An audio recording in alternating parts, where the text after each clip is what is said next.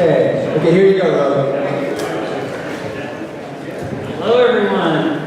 So, I hope during the first part of my lecture, I inspired everyone that I got you guys thinking that eternal life really is possible. It is possible to live forever with radical life extension. And for this, next slide. That's right. And for this lecture, I'm going to talk a little bit about, I'm going to start off with the fear of death. So the fear of death, the world likes to stigmatize the fear of death as being a bad thing. But the fear of death, when you really think about it, is completely logical. It's rational to fear death because death destroys life. So if you really loved life, why wouldn't you fear death? The fear of death just means you love being alive. Right? If you love life, why would you fear death? It just makes sense. But not everyone feels this way. We call these people deathists. We label them. They don't seem to mind that they're headed towards a possibly permanent destruction of their consciousness. They're headed towards a wall of death, and they don't seem to care. And that's pretty sad. So it can be a really strange thing looking in this world, and it can feel like you're in the twilight zone. Like, why don't people care that they're going to die? And here's a very famous quote by a deathist, Steve Jobs. He said, "Death is the destination we all share. No one has ever escaped it, and that is as it should be, because death is very likely the single best invention of life." In the Eternal Life Fan Club, we have a name for stuff like this. It's called Eternal Life Blasphemy. Right? Now, how do people come up with weird rationalizations for death like this? It's a coping mechanism, because death is so horrible, people have to lie to themselves and invent reasons why death is actually good. So I give that a big 0. That's like my least favorite quote there is. But the Eternal Life Fan Club, we do talk about deathists a lot, but this is not a hate deathists club. I don't hate deathists. I love deathists, and that's why I'm trying to help them. I'm trying to help the deathists realize their mistake. That eternal life is possible, death is not inevitable, and we can beat this thing. We can cure aging and try to live forever. And it's very hard to free a mind. If you talk to deathists, trying to convince someone that death is the most horrible thing, you should try to live forever, is very hard to do because that's a hard pill to swallow. And it's a hard truth to swallow that death is really the worst evil. And it makes it a lot easier just to come up with coping mechanisms or just deny the problem. So ignorance really is bliss because death, if you acknowledge the truth of death, how horrible it is, it can create tremendous anxiety and fear of death. But if you use that fear of death, it can fuel you. It doesn't have to paralyze you. It doesn't have to mean you're a sad person. It means you're happy. You love life so much that you're going to try to live forever. You're going to seek eternal life with your whole heart and soul. It's a great quote by Ernest Becker. To live fully is to live with an underlying awareness of the rumble of care that underlies everything. So, life really is scary, and just admit it. Don't lie to yourself. This is a great question I think everyone should ask themselves. What's the point of your life if you die? And when you ask this question, it reveals such a painful truth. And children are more honest about death. Children instinctively know that death is a horrible thing until they're brainwashed into accepting it. This is a quote from a movie of a kid who was dying of cancer in the movie, and she says, "I think about dying. There's something basically unfair about a person dying. I even hate the idea." So if we were being honest as adults about death, we would have this sort of attitude. Death is really horrible. But what do most people do in this world? They lie to their children. They just say, "You are going to die. It's inevitable." How many people have been told this sort of story when we're children? All our dreams are crushed, but we can stop lying to our children because This is the year 2014, and we're on the cusp of a theoretical singularity that could save us all. Not only do we lie to our children by teaching them that death is inevitable, that no one can live forever, but then we teach them how to cope with death. We just teach them that, look, death isn't that bad, and we teach them weird rationalizations, like that quote from Steve Jobs.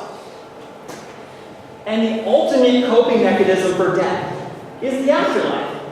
It's absolute. What's more comforting than to think you're just going to go to some paradise, you're going to meet all your friends, you're going to be with your family forever in a paradise. But the problem is, it's just wishful thinking. No one knows that there's an afterlife, but people pretend to know. And this is why we need some more life extension. Because no one knows that there's a God to save us. We need to save ourselves. And people, when you talk about religion, people will assert that they know for sure there's an afterlife. It's completely ridiculous. Of course they don't know. It's a great quote by Sam Harris. You don't get anything worth getting by pretending to know things you don't know. All you really do by pretending to know things is you're just setting yourself up for failure and you're living in a delusional reality. So we can't trust that there's a theoretical God to save us, but we can try to save ourselves. And we should. If we don't, we're just being suicidal. And we can be agnostic. We can think of God in terms of just a big question mark, because no one knows anything about if there's a God or not. It's a great quote by Richard Dawkins. We have to be agnostic about everything. We can never say that there is definitely no fairy. This shows how agnostic we should be about everything. We should even be open-minded to the possibility of fairies. Why close your mind to a possibility? It's possibly true. No one knows for sure. And I bet Tinkerbell would really appreciate that, because how would you like it if someone denied your existence? Really?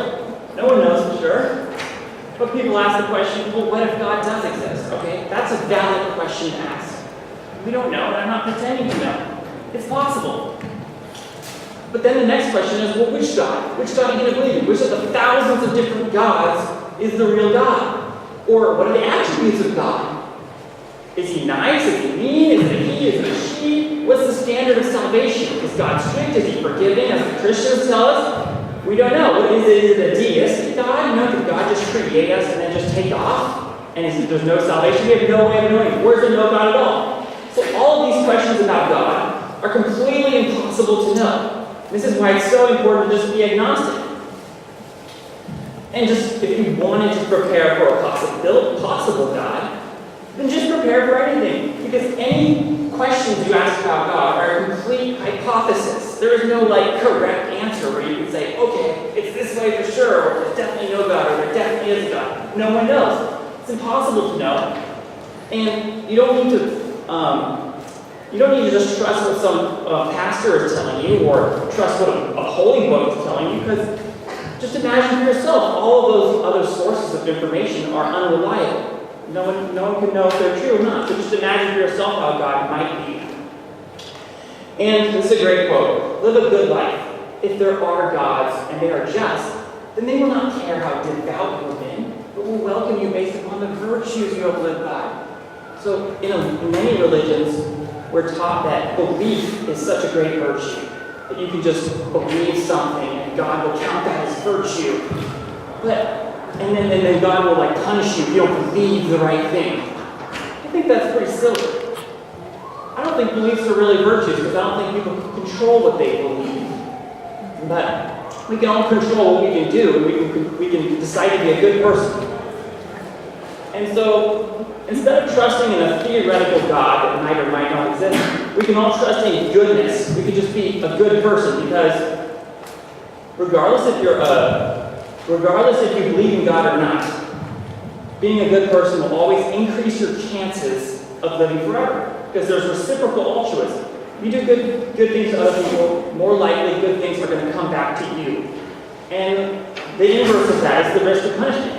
You're an evil person, more likely you're going to be punished by the law and by government, or a possible theoretical God that may or may not exist and no one knows. So all these just be virtuous. That's a good general rule to live by if you want to live forever. Let's go back to the afterlife. It's completely wishful thinking. Why would you take your most precious possession, your eternal life, okay, and risk it on the assumption that there's some sort of afterlife. And no one knows. No real eternal life fan would do this. Okay? A lot of religious people say they're eternal life fans. They risk their life. They're betting on an afterlife, and they can get wrong, and they can get nothing. That's why we have to try to live forever physically, life extension. And so you have to ask yourself, if there was a God, what type of God would expect us to just roll over and die and do nothing to defeat aging? Because a lot of religions teach that, God would be against us curing aging, and that's messing with the natural cycle of things. But what type of God would expect us to roll over and die on the assumption there's an afterlife? What type of God would expect us to be suicidal? Because blind faith is not a virtue. That is the end of my presentation. Thank you very much.